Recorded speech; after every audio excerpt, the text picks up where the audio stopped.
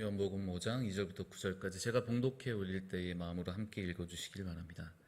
예루살렘에 있는 양문 곁에 히브리 말로 베데스다라 하는 못이 있는데 거기 행각 5이 있고 그 안에 많은 병자, 맹인, 다리 저는 사람, 혈기 마른 사람들이 누워 물의 움직임을 기다리니 이는 천사가 가끔 못에 내려와 물을 움직이게 하는데 움직인 후에 먼저 들어가는 자는 어떤 병에 걸렸든지 낫게 되밀어라.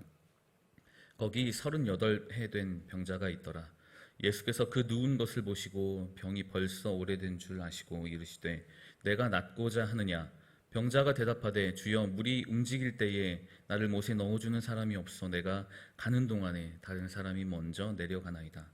예수께서 이르시되 일어나 내 자리를 들고 걸어가라 하시니 그 사람이 곧 나아서 자리를 들고 걸어가니라. 아멘. 할렐루야. 오늘도 예배의 자리에 나오신 여러분들 환영하고 축복합니다. 제가 어릴 때부터 꿈꾸던 삶이 있습니다. 참 그렇게 살았으면 좋겠다라고 생각한 삶이 있는데요. 그냥 혼자 사는 겁니다. 가정을 꾸리고 이게 아니고요. 그냥 자급자족하듯이 그냥 혼자 사는 겁니다. 완벽하게 혼자 농사짓고 뭐를 하면서 살 수는 없고 그냥 혼자 벌고 혼자 쓰고 혼자 살고. 아마 그 생각을 할 때쯤 무렵부터는 사람에게 굉장히 치이었었던 시기 같아요. 장사할 때였거든요. 너무 힘들고 매일같이 해야 되는 그 고민들, 생각들, 사람에 치이고 하다 보니 그냥 딱 이 말인 것 같아요. 이 꼴 저 꼴 안 보고 그냥 혼자 살고 싶은 겁니다. 이 명절을 지나간 이 시기 모두가 행복하고 즐겁고 기쁘고 또 가족이 느낄 수 있는, 가족이 줄 수 있는 그 소망과 희망을 바라보고 살지만 또 그게 아닌 사람들도 있습니다. 명절이 지나면 싸움은 또 왜 이렇게 많이 일어나는지. 제 친구도 사내 안 사내 하고 있습니다. 물론 명절 지나고 나면 또 없던 일이 되겠지만 혼자 살 수 없죠. 필연적으로 이렇게 하나님이 만들어 주셨습니다. 혼자 사는 것이, 혼자 있는 것이 보기 좋지 않다라고 말씀하셨고 서로 짝을 짓고 또 서로 관계를 맺고 교류하면서 서로가 서로를 도와가면서 살라고 하나님이 우리를 창조하셨습니다. 도움을 주고 또 도움을 받을 때가 있죠. 우리 역시도 누군가에게 도움을 줄 때가 있고 또 도움을 받을 때가 있습니다. 오늘 이야기가 이겁니다. 혼자 할 수 없어서 혼자가 어렵기에 혼자가 하는 것들은 한계가 있는 사람, 몸이 아픈 사람, 또 그곳을 찾아가서 만나주신 예수님의 이야기입니다. 도움을 주고받는 거죠. 도움을 구하고 도움을 받고. 먼저 오늘 본문의 배경을 살펴볼게요. 양문이라는 곳이 있습니다. 두 개의 문이 아니고요. 양문이라는 성문입니다. 그 성문에 베데스다, 여러분 잘 아시는 베데스다라는 연못이 있다고 해요. 벳자타 혹은 베드자다 이렇게 번역이 되는데 요즘은 베드자다라는 말을 더 쓴다고 합니다. 명칭은 중요하지 않은데 베데스다 그 연못이 있습니다. 굉장히 크대요. 100m, 60m 직사각형으로 아주 큰 연못입니다. 100m, 60m 그곳에 그 테두리에 사방으로 회랑, 주랑이라고 하는데 기둥이 있고 비를 피할 수 있는 천막이 있는, 요즘으로 말하면 텐트의 타프 같은 게 사방으로 쫙 펼쳐져 있고 또 가운데 하나가 있습니다. 총 5개의 회랑이 있습니다. 그곳에 사람들이 모여 있어요. 많은 사람들이 그곳에 모여 있습니다. 어떤 사람인지는 오늘 3절로 보면 알 수 있습니다. 많은 병자, 맹인, 다리 저는 사람, 혈기 많은 사람들이 누워 있었다라고 하죠. 눈이 보이지 않고 혈기가 없어서 몸을 가누기가 힘들고 몸이 아픈 사람들이 누워 있는 거죠. 힘든 사람들, 지친 사람들, 그리고 혼자 힘으로 조금 어려워서 도움이 필요한 사람들이 그곳에 가득 모여 있습니다. 그 베드자다 연못 사방을 둘러싸고 가운데까지 빼곡하게 모여 있습니다. 그 사람들이 그곳에 모여있던 이유는 하나예요. 오늘 3절 하반부터 4절까지 나오는데요. 그냥 가끔 그 연못은 파도가 치거나 그러지 않지 않습니까? 그런데 그 연못이 움직임이 있을 때가 있대요.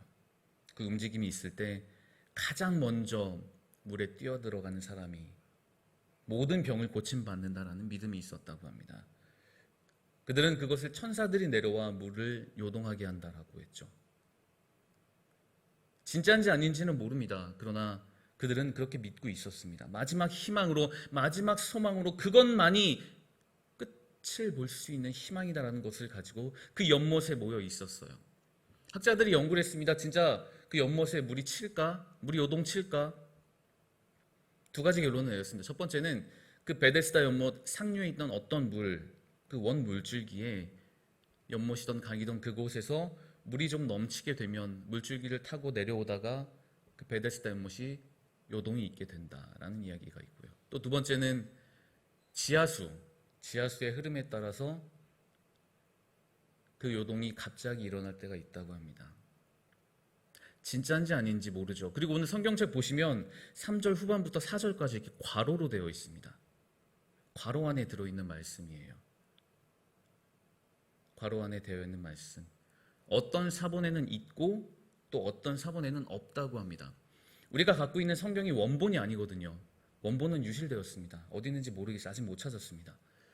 사본의 사본을 가지고 주님 말씀을 기록한 건데 이 말씀을 기록하면서 어떤 사람은 이 이야기를 썼고요. 또 어떤 사람은 안 쓴 겁니다. 그러니까 이게 진짜인지 아닌지 실제인지 아닌지 그 사람들도 당시 사람들도 긴가민가 했던 겁니다. 진짜인지 아닌지 모를 그 사실. 하지만 그곳에 모여있는 사람들에게는 그것이 절박한 사람들에게는 사실이겠죠. 그 한 번의 요동이 있을 때 가장 먼저 들어가는 사람이 모든 병을 고침받는다.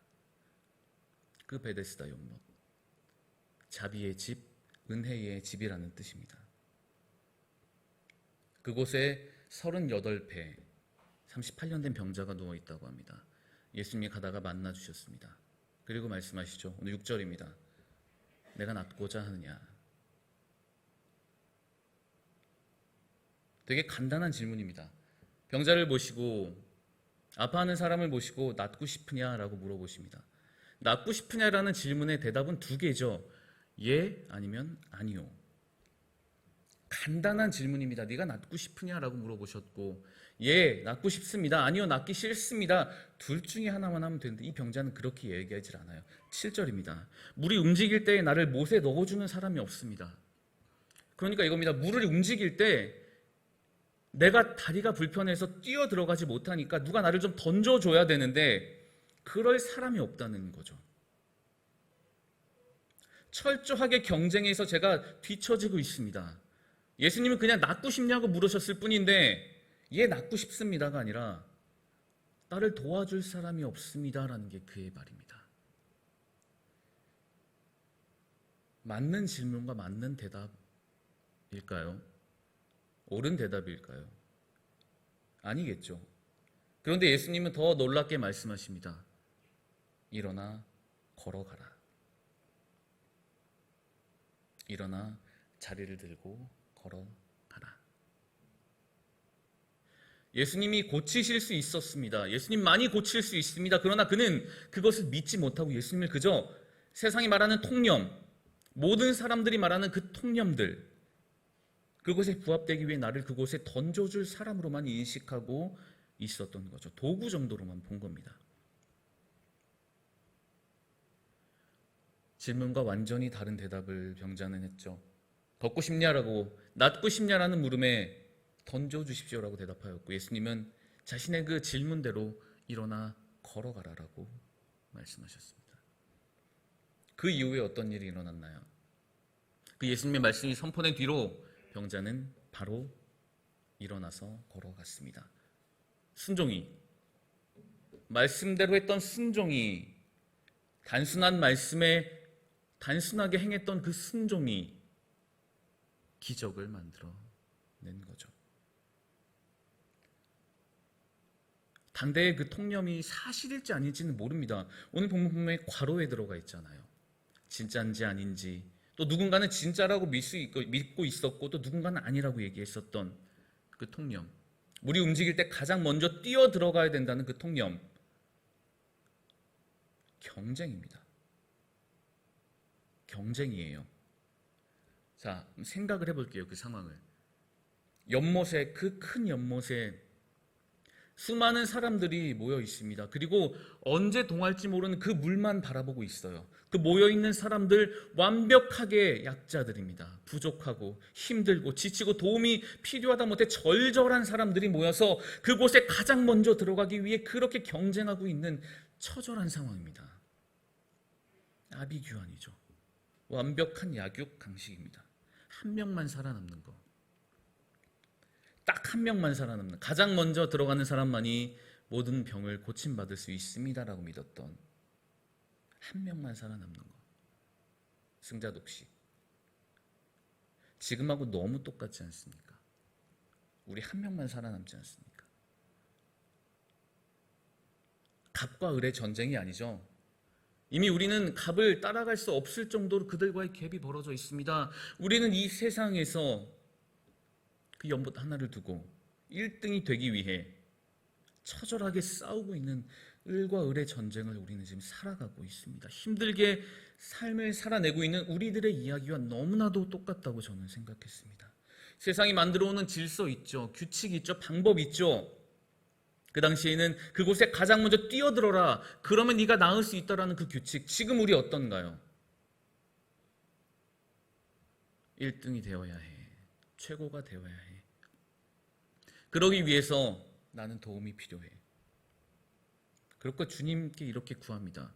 예수님이 앞에 있음에도 불구하고 우리 곁에서 함께 기도해주고 계심에도 불구하고 우리는 예수님을 도구로 생각하고 저를 도와줄 사람을 보내주십시오.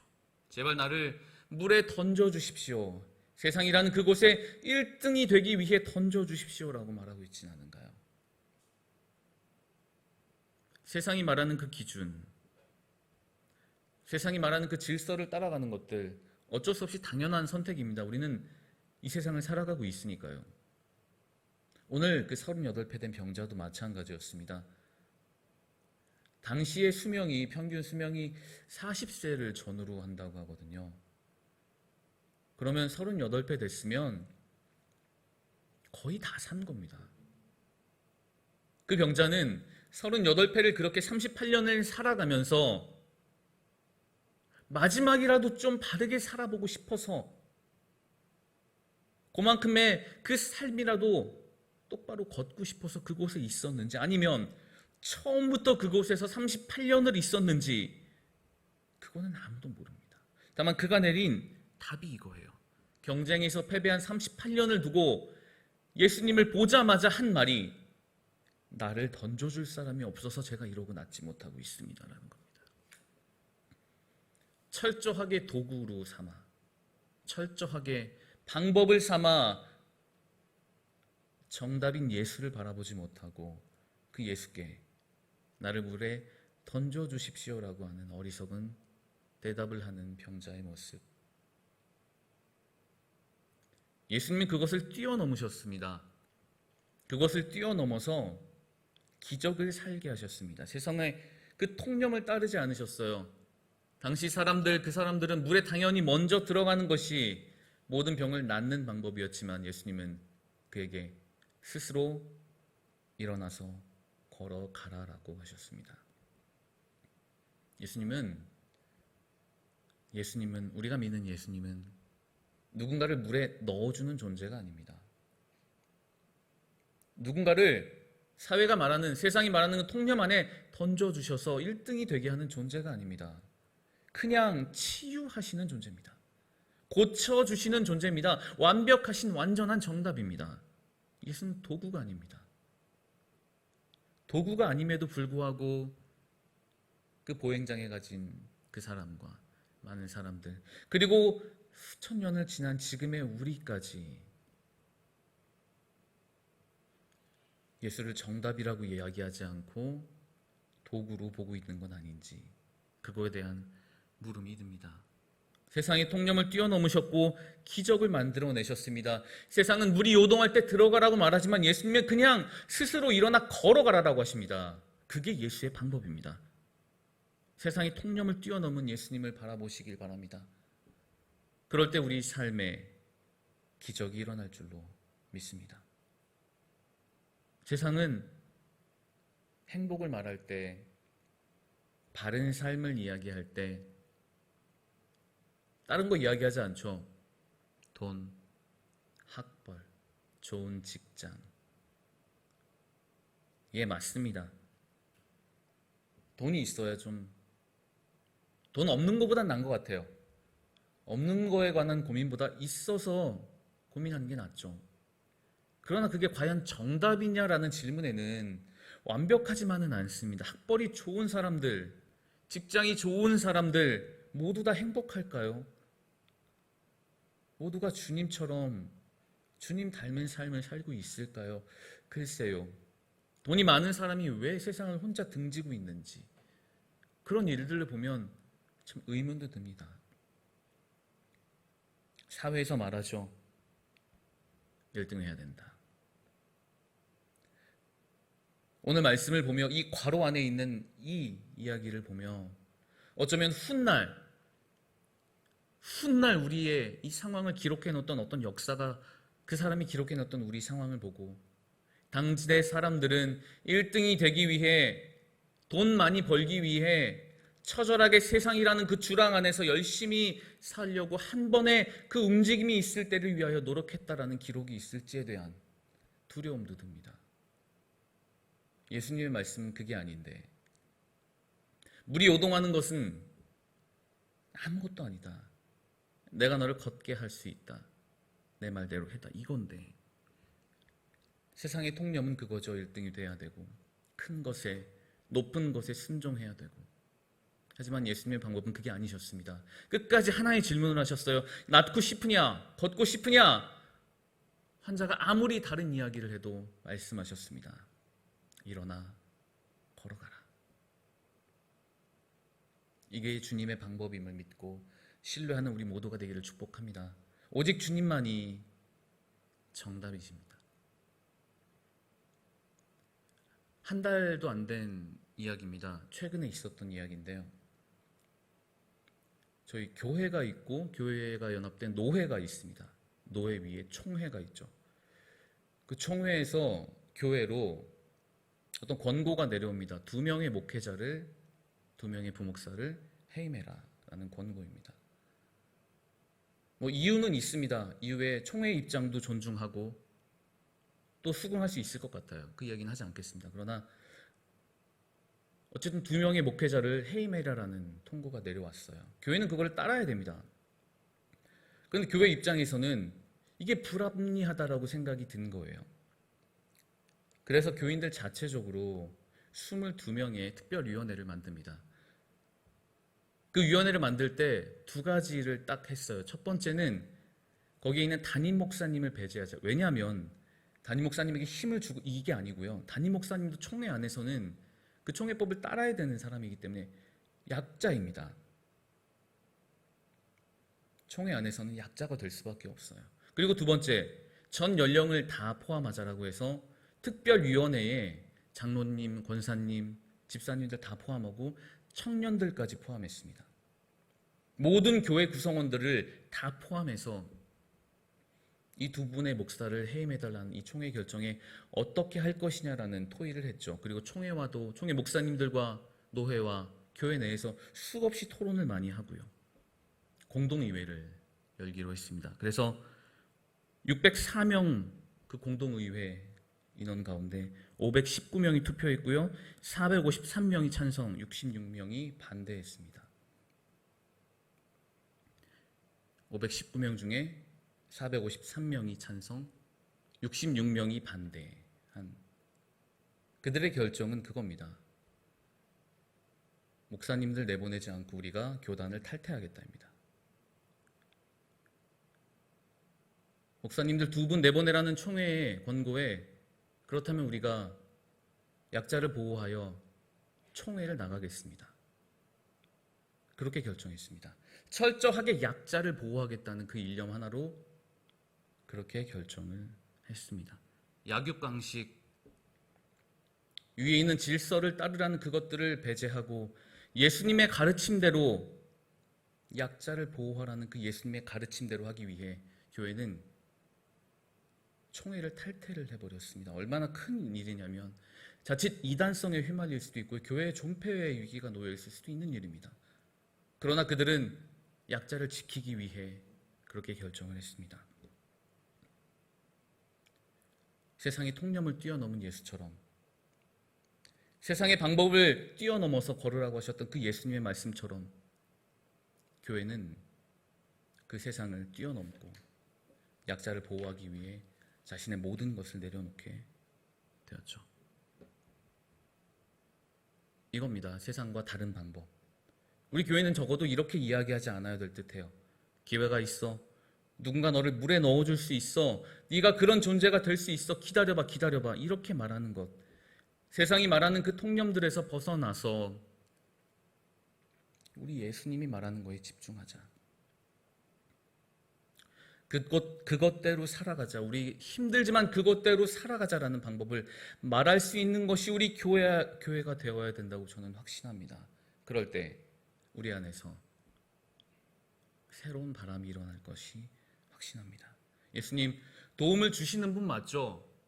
어려운 자들에게 도움을 주시는 분 맞습니다. 도움이 필요한 자들에게 도움을 주시는 분 맞습니다.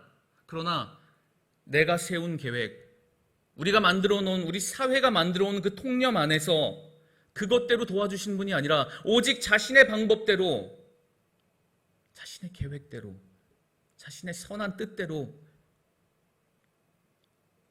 우리를 일으키시는 그 예수님이 정답임을 모든 삶으로 신뢰하는, 또한 그 신뢰를 삶으로 증거하는 우리의 모두가 되기를 주님의 이름으로 축복합니다.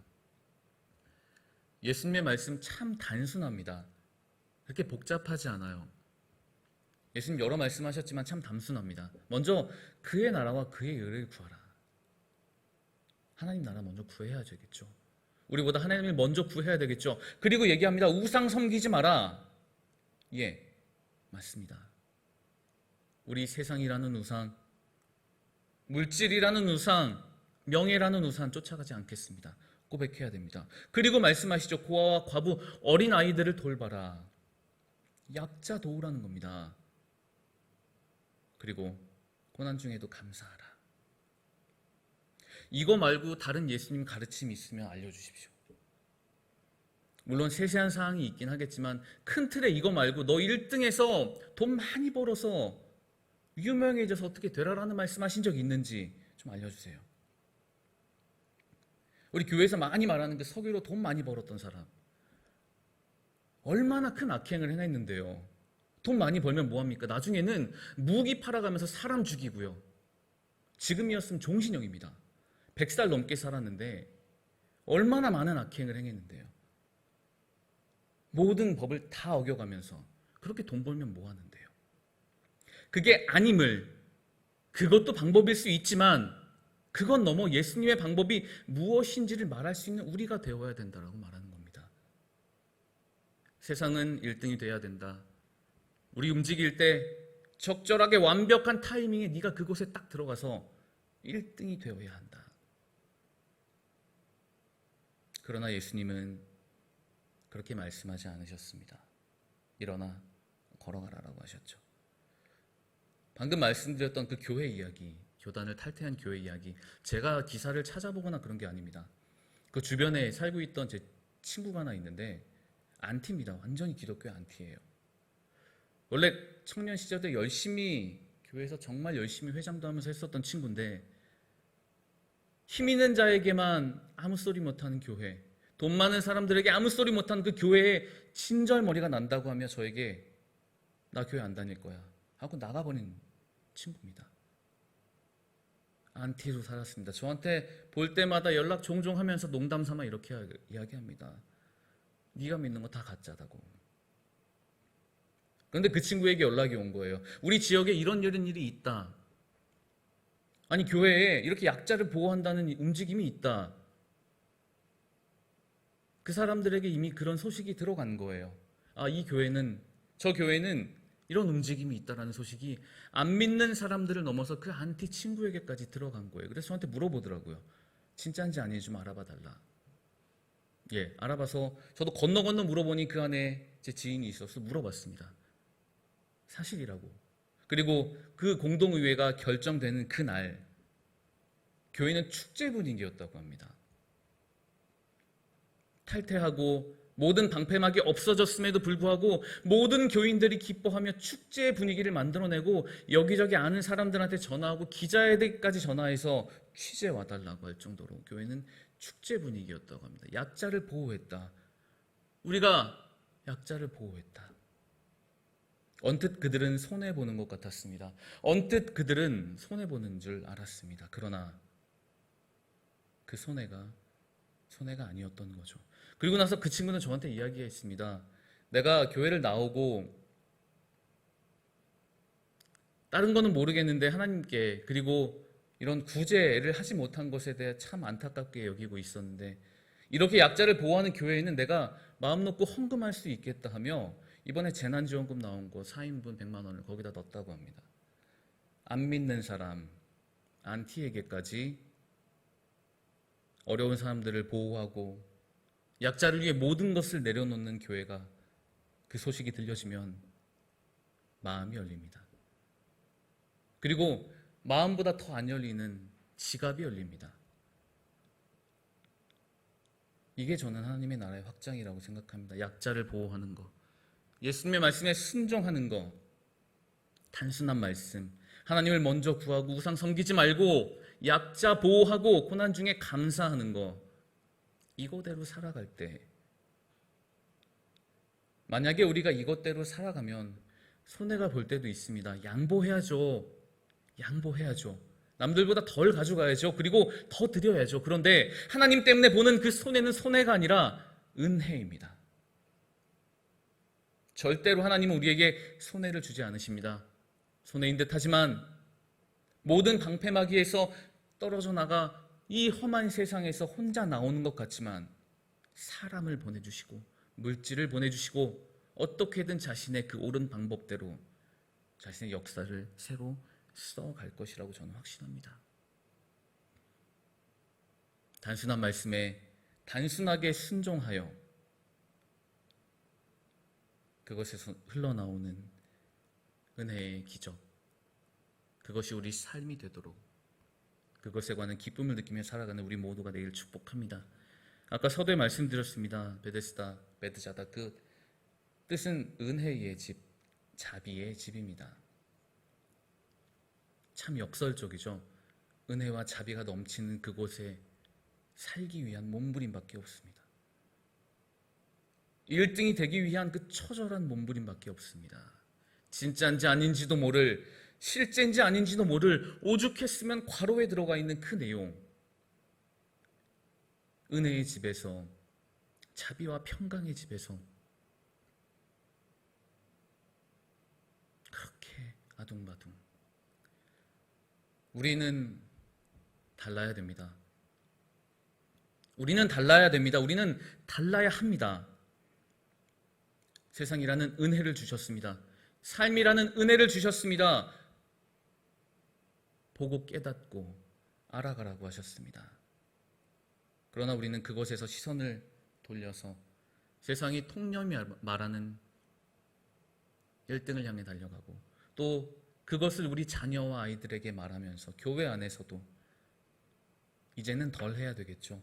그럴 수 있다. 1등을 해야 됨이 맞지만 그것 끝에 있는 예수님을 바라봐야 한다.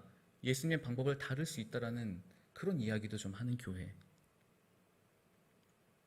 누구나 와서 뛰놀고 누구나 와서 기뻐하며 누구나 와서 그 은혜의 강물에 마음껏 뛰어들어도 먼저 뛰어들든 나중에 뛰어들든 또 똑같은 은혜를 받을 수 있는 그런 하나님의 사랑이 넘치는 교회. 세상이 말하는 그 통념과 다른 방법, 세상이 말하는 그것과 다른 방법, 오직 예수 그리스도의 방법을 말하는 교회. 우리 양원교회가 그런 교회가 되기를 축복합니다. 여기 있는 모든 분들이 하나의 교회가 되어 여러분의 삶으로 그런 예수의 정답을 널리 흩을 수 있는, 그리하여 세상 앞에서, 세상 안에서 당당하게 세상의 통념을 버리고 예수의 길을 따르겠다는 사람들이 모여있는 우리 모두가 되기를, 그런 우리 모두의 삶이 되기를 간절히 주님의 이름으로 축원합니다.